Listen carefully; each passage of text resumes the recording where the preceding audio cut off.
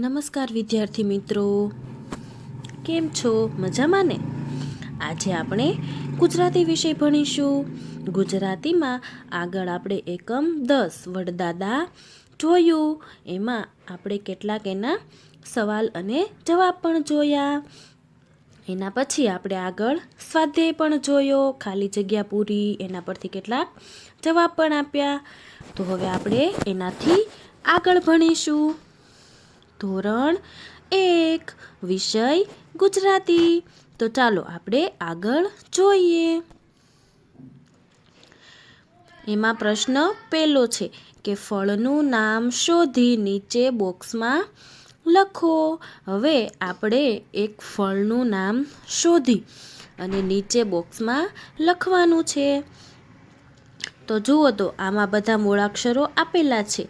દા, લ, ટ, મ, ડ, ગ, મા, ટ, મ. તો આમાંથી શું નવો શબ્દ બનશે? ખબર છે કોઈને? શું બનશે? તો જુઓ તો બાળકો, શું બન્યું શબ્દ આમાં? દાડમ બની ગયો ને? તો તમારે નીચે બોક્સમાં લખવાનું છે કે દાડમ. દાડમ છે એ એક પ્રકારનું ફળ છે. તો નીચે બોક્સમાં લખવાનું કે દાડમ. એના પછી બીજું બોક્સ આપેલું છે, જેમાં જુઓ તો મી-લમ-બી, ત-સમ, પછી ટુ અને મો-ત-ચી. તો આમાં બાળકો ફળનું નામ શોધો તો કયો શબ્દ બનશે? તો જુઓ, શું બન્યું આમાં? મોસંબી. મોસંબી. તો તમારે નીચે બોક્સમાં લખી દેવાનું છે કે મોસંબી.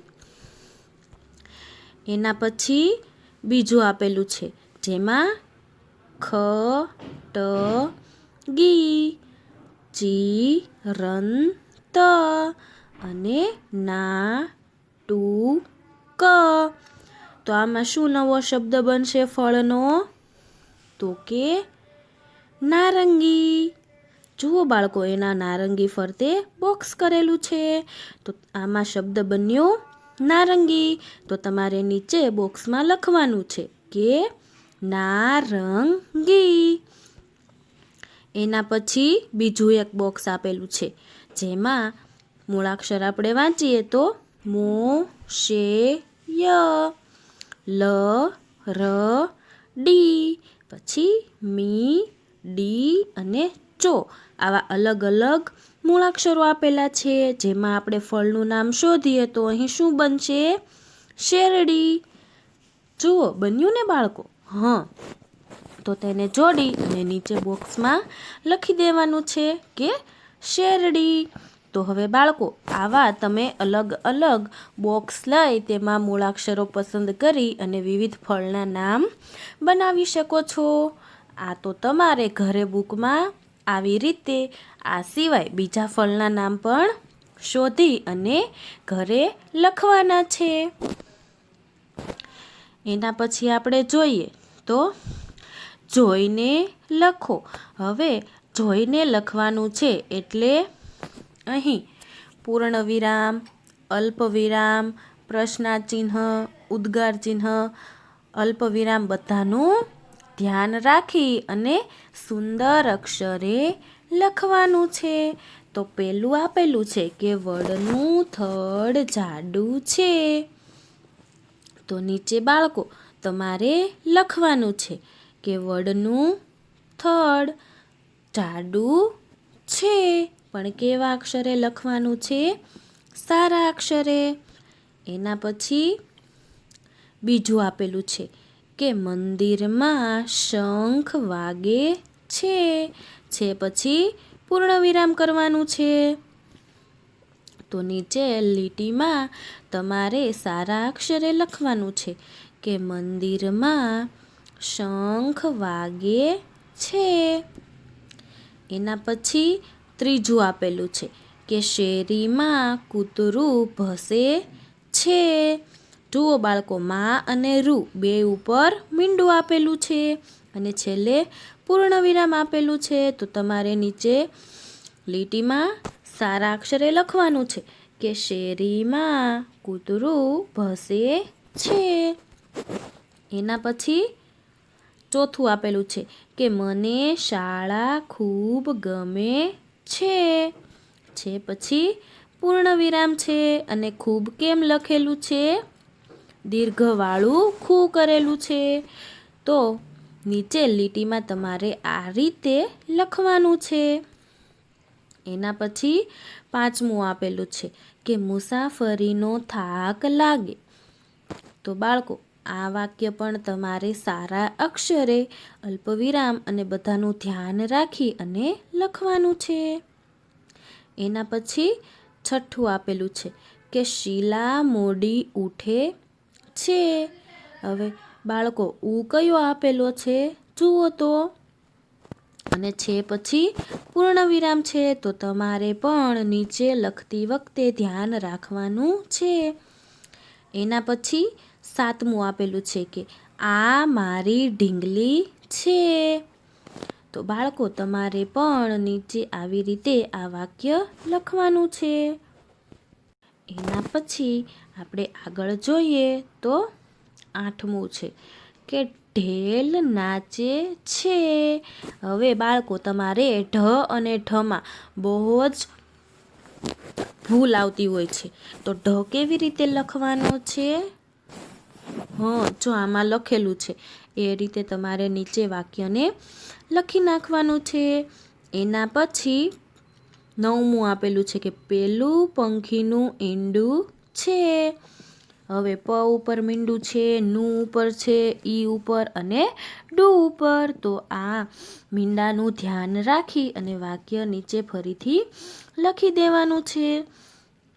એના પછી 10મું આપેલું છે કે મને ઢેબરા ભાવે છે.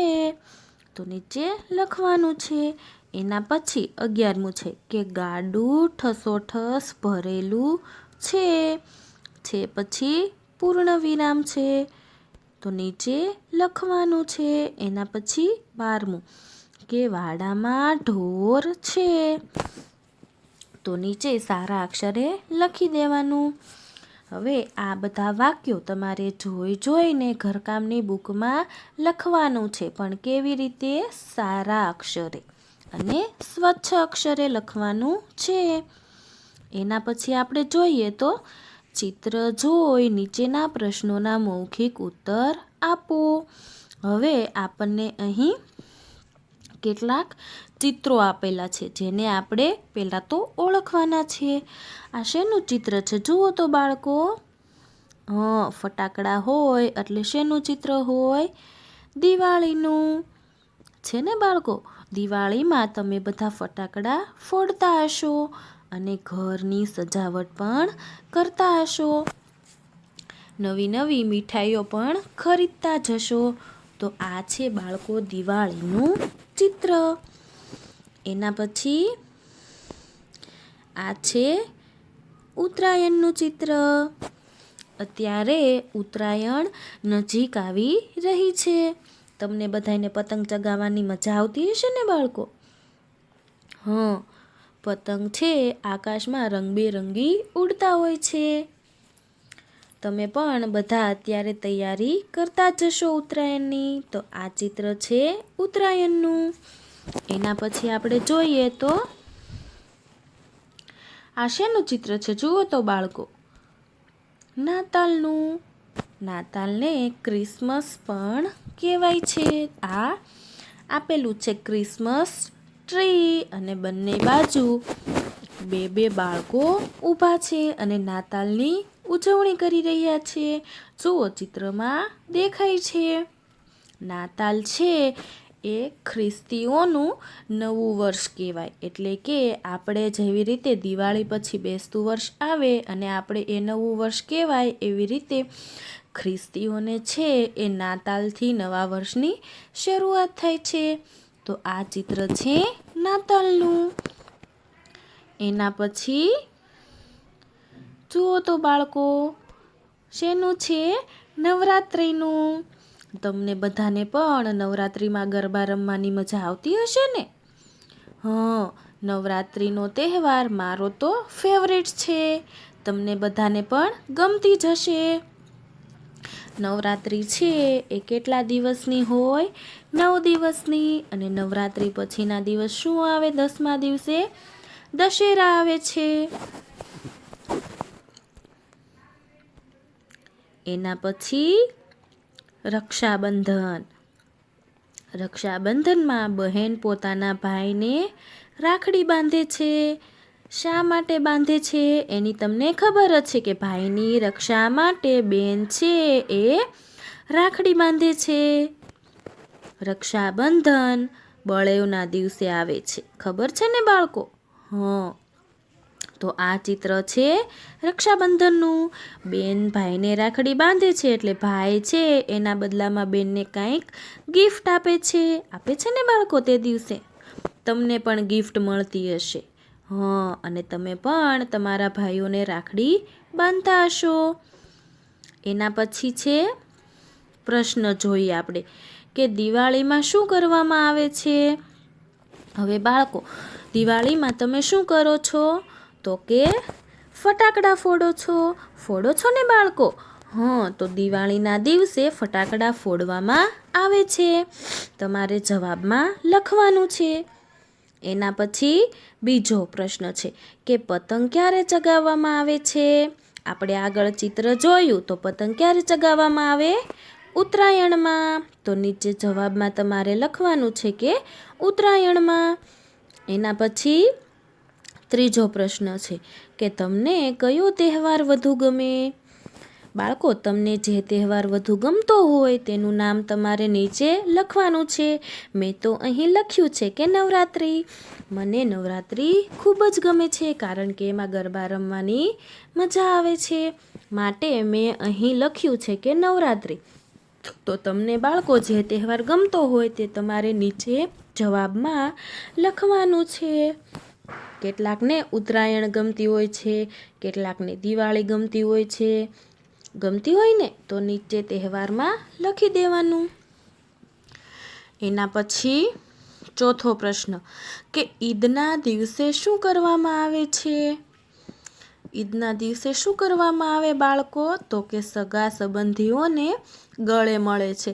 જે મુસલમાન લોકો છે એમનો આ મુખ્ય તહેવાર છે ઈદ. આ ઈદના દિવસે છે એ મુસલમાન લોકો એકબીજાના ગળે મળે છે.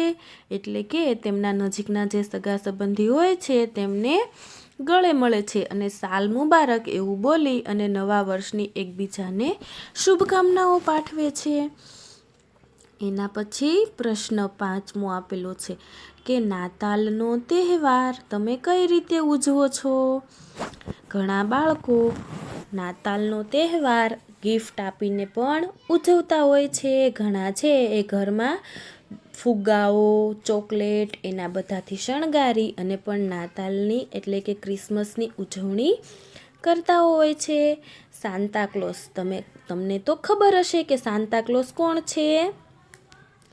ક્રિસમસના દિવસે આ બધાને ગિફ્ટ આપે છે. તમે પણ તમારી સ્કૂલમાં સાન્તા ક્લોઝ બનીને જાઓ છો ને? હા. તો તમે નાતાલનો તહેવાર જે રીતે ઉજવતા હોય તે અહીં જવાબમાં તમારે ઘરકામની બુકમાં લખવાનું છે. એના પછી છઠ્ઠો પ્રશ્ન કે કયા તહેવારમાં તમે રાસ ગરબા રમો છો? આપણે આગળ જોયું તો આપણે કયા તહેવારમાં રાસ ગરબા રમીએ? હોળીમાં રમાય ગરબા? નહીં. તો કયા તહેવારમાં? નવરાત્રિમાં. નવરાત્રિમાં છે એ આપણે 9 દિવસ ગરબા રમીએ છીએ. તો જવાબમાં શું આવશે? નવરાત્રિમાં. એના પછી 7મો પ્રશ્ન છે કે કયા તહેવારમાં બહેન ભાઈને રાખડી બાંધે છે? આપણે આગળ જોયું કે રક્ષાબંધન હોય તે દિવસે બહેન વહેલા ઉઠી પોતાના ભાઈની રક્ષા માટે એક રાખડી બાંધે છે. તો જવાબમાં અહીં આવશે કે રક્ષાબંધન. પછી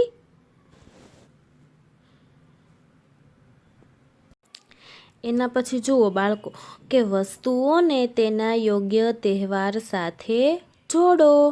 આપણે આગળ છે એ જોયું કે કયો તહેવાર કયા પર્વમાં, એટલે કે જે તહેવાર જેની સાથે ઉજવાતો હોય એ જોડવાનું છે. તો આપણે જોઈએ. તો પહેલું ચિત્ર છે ગરબાનું, એના પછીનું ચિત્ર પતંગ અને પછી ફિરકી આપેલી છે. એના પછી રાખડીનું ચિત્ર આપેલું છે. જુઓ બાળકો, ચિત્રમાં દેખાય છે. એના પછી ફટાકડાનું ચિત્ર આપેલું છે. એના પછી ક્રિસમસ ટ્રી છે. જોયું ને બાળકો? અને પછી આપેલું છે પિચકારીનું ચિત્ર. હવે સામેની બાજુ ચિત્ર જોઈએ તો પેલું ચિત્ર આપેલું છે દિવાળીનું. એના પછી શેનું છે? જુઓ તો બાળકો, ક્રિસમસની ઉજવણી કરતું હોય એનું ચિત્ર આપેલું છે. એના પછી હોળીનું ચિત્ર છે. બેન છે એની બેનપણીને હોળી એટલે કે રંગોથી રંગે છે તેનું ચિત્ર છે. એના પછી નવરાત્રિનું ચિત્ર આપેલું છે. એના પછી પતંગ ચગાવે છે. જુઓ બે બાળકો ચિત્રોમાં. એના પછી છે બહેન છે એ પોતાના ભાઈને રાખડી બાંધતું હોય એવું ચિત્ર આપેલું છે. તો જુઓ, આપણે જેની સાથે બંધ બેસતા હોય ચિત્રો તેની સાથે જોડવાના છે. તો પેલું ચિત્ર આપેલું છે સામે ગરબાનું. તો હવે ગરબો છે એ ક્યારે હોય? તો કે નવરાત્રિમાં. સામે નવરાત્રિનું ચિત્ર છે એની સાથે એને જોડી દો. એના પછી ફિરકી, તો પતંગ ફિરકી આપેલી છે ને. તો પતંગ આપણે ક્યારે ચગાવીએ? તો સામે જુઓ ઉત્તરાયણનું ચિત્ર આપેલું છે, તેને તેની સાથે જોડી દો. એના પછી રાખડી, તો છેલ્લે જુઓ ચિત્ર આપેલું છે કે બહેન છે એ ભાઈને રાખડી બાંધે છે, એટલે રક્ષાબંધનનું ચિત્ર આપેલું છે. તો રાખડીને તેની સાથે જોડી દો. એના પછી ફટાકડા આપેલા છે દાડમ અને ફટાકડાનું ચિત્ર આપેલું છે. તો આ ક્યારે ફોડવામાં આવે? દિવાળીએ. તો દિવાળીનું ચિત્ર સામે પહેલું આપેલું છે, તો તેને તેની સાથે જોડી દો. એના પછી બાળકો ક્રિસમસ ટ્રીનું ચિત્ર આપેલું છે. તો જુઓ તો સામેની બાજુ બીજું ચિત્ર છે એ ક્રિસમસની ઉજવણીનું ચિત્ર છે, તો તેને તેની સાથે જોડી દો. એના પછી હવે છેલ્લે છે પિચકારીનું ચિત્ર. તો પિચકારીનો ઉપયોગ ક્યારે કરીએ? હોળીમાં. તો સામે જુઓ તો હોળીનું ચિત્ર આપેલું છે, તો તેને તેની સાથે જોડી દો. તો આ હતા અલગ વસ્તુઓને તેના યોગ્ય તહેવારો સાથે આપણે જોડકા જોડ્યા. થેન્ક યુ બાળકો. તમારે પણ આ બધું ઘરકામની બુકમાં લખવાનું છે. Thank you.